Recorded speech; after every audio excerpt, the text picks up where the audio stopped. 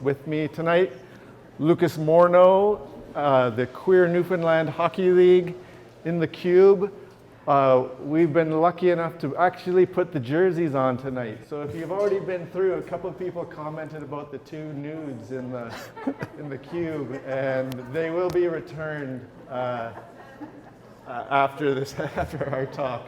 So we're going to try and keep ourselves about 15 minutes and then pass the mic.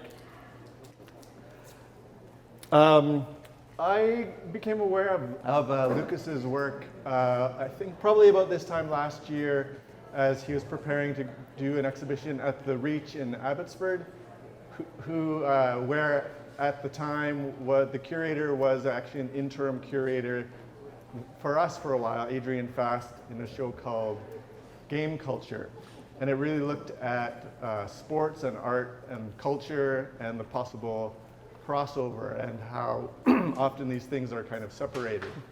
So I really thought it'd be fitting to have this show come here. I was just looking for a time to kind of fit it in, and then knowing that the Memorial Cup is coming to Kamloops, thought the timing was well for that, and then just that having grown up in Kamloops, knowing the kind of legacy of our junior hockey team in Kamloops Blazers, who are on the ice as we speak, I believe. So thanks for coming here instead of there. Although I encourage you to do both, but maybe you'll get your hockey fix with us for now, and then we'll move on through this evening. As you can see, this is one of the cards Lucas created. One of my favorite works that's in the vitrines back there. Gay Gaylord, the goalie for the Gayside Gaylords. So I'm going to kind of hand things to Lucas as much as possible. But we've talked a lot about this show in the last while, and then I really wanted to get at, first of all, how this project was spawned, for sure. Mm-hmm. First of all, thank you so much for having me here, and thank you so much for the beautiful welcome.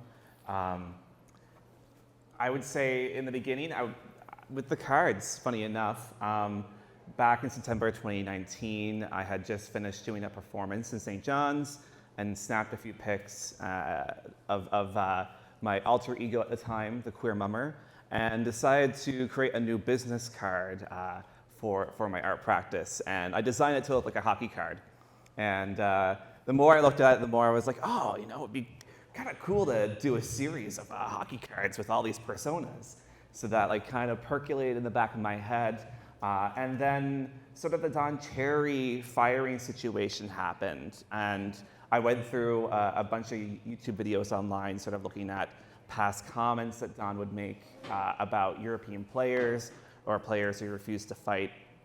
And from there, decided to work on a series about hockey and hegemonic masculinity. I decided to use my crochet skills to design some jerseys. I wanted to essentially focus on a practice that you cannot do by machine. So crochet, you can't do by machine yet, but you can knit with a machine. And I also wanted to explore rug hooking for the first time. As a Newfoundlander, rug hooking is sort of an art form that is well known for the province, and I felt like it was important to sort of leave my mark with the practice as well as a Newfoundlander. So through that, I decided to create the series and teach myself how to rug hook while I was making the work as well. Here on the screen here, we actually have the first jersey. And one of the inspirations around the work was looking at the history of the National Hockey League, but also the histories of the Newfoundland Hockey Leagues that existed throughout the years. Personally, I have family who played in the Newfoundland Leagues for teams like the Cornbrook Royals, and I wanted to sort of pay homage to some of these teams and their jersey designs by altering them and sort of appropriating from those teams. I also wanted to work with sort of the slurs and pejoratives that one may hear on the ice or in the locker rooms, and then eventually in the schoolyards that are used against the LGBTQIA community. So I started off with the Corner Brook Queens. That one was based off a design from the Corner Brook Royals, and also I used some pantyhose for my drag persona, sort of referencing the history of Newfoundland rugs. But yeah, I ended up creating 14 jerseys in total with 14 teams. Some of the team names and the town names, sorry, are based off places that mean something to me, whether I lived there or I have family from there. So I'm from Corner Brook. My grandparents live in Pasadena, but also Newfoundland's sort of known for like these really funny town names. So one of them being Dildo. So I decided to go ahead and use that town for one of them. Come by Chance is another one. It's a town next to Dildo. I regret not using the town Spread Eagle, which is also next to Dildo. I said before I wasn't going to make any more jerseys, but I've started to make like a new logo for what I'm calling a farm team. So who knows, that might pop up. So they all just have connections to me through that, or just funny town names. The way that Newfoundlanders even pronounce them can be funny. Stop me from rambling. We'll revisit some things in a second here. I think, a lot of them, I definitely one of the ones I noticed first was Dildo Dykes, but and some of the pejoratives are maybe kind of known, and some need a little more explanation. But when we talked about this one, Gayside Gaylords, the place name isn't there anymore, or it changed because of uproar, I suppose. Yeah, so for a couple decades, there was a town, it was amalgamated from a few different fishing communities called Gayside. Just because of its name, it ended up being like the butt end of jokes from neighboring communities. People would make fun of community members from Gayside for living there. And in 1985, I believe was the date, the town voted to change its name. Now, it changed its name to Baytona. I don't think they realized that you could take the B out and put a G there, and it would still sort of reference, the town. And at the time, the mayor was quoted saying, if you lived in Gayside, people would look at you queer. And I don't think he realized like the double entendre of that, or like the double meaning. So, it's sort of just a legacy of Newfoundland's history of a word gay meaning happy, happy side, and just through teasing and bullying, they basically were forced to change the town name. I loved hearing that.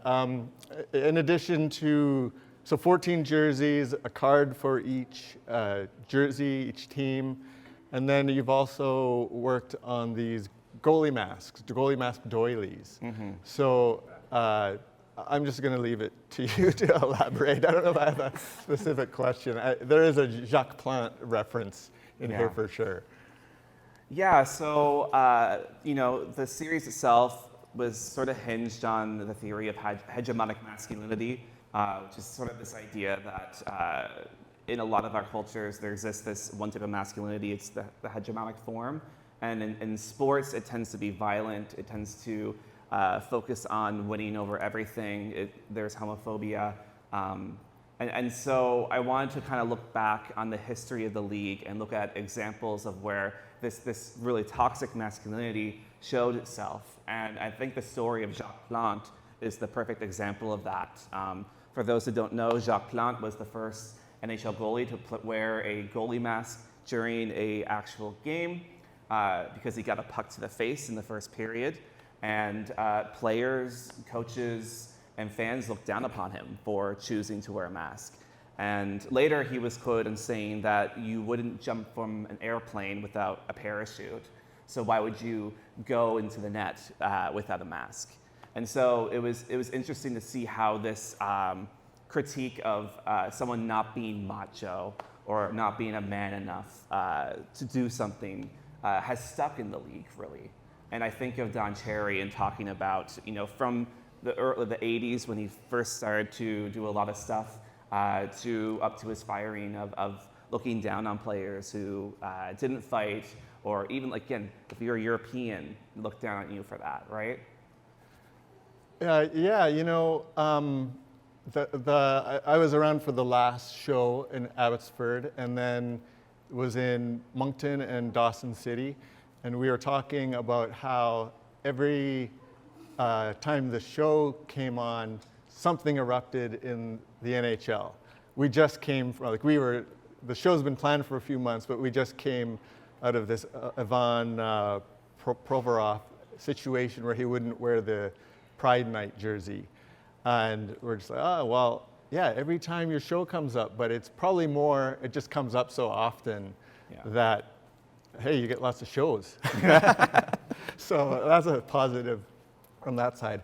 I'm curious what kind of feedback, positive or negative, you've actually seen now that the works have been out there a fair bit. Yeah, I'm really thankful that it's been overwhelmingly positive. Now, that doesn't mean that I don't get the odd email from someone or the Instagram message. I had someone once email me, said that they were offended that I used the word queer. It was a straight old man who had sent this to me. He even said in the email, and he did kind of like look past the whole point of the exhibition, which I thought was funny. But you know, I've received like Instagram comments calling me a vile sinner. And I said, like, thank you for that, because I'm going to use that in the next team. So I'm actually working on a rug right now for the Sackville Sinners. So yeah, just keep them coming. Don't please, but yeah, you know, give me some inspiration. Yeah, we got a nice little preview actually of that work because Lucas ran a rug hooking workshop the other night. I don't know if it's indicative, but I was the only male, I believe, in the audience taking part, but we did get a preview of the next Sinners logo on the cover. So it was great to see these things come together and go on. And I believe the show will continue quite a number of venues later this year. Mm-hmm. I'm going to throw to you two. I'm going to invite Chero Neville up here. Thank you very much. Yeah. Thank you.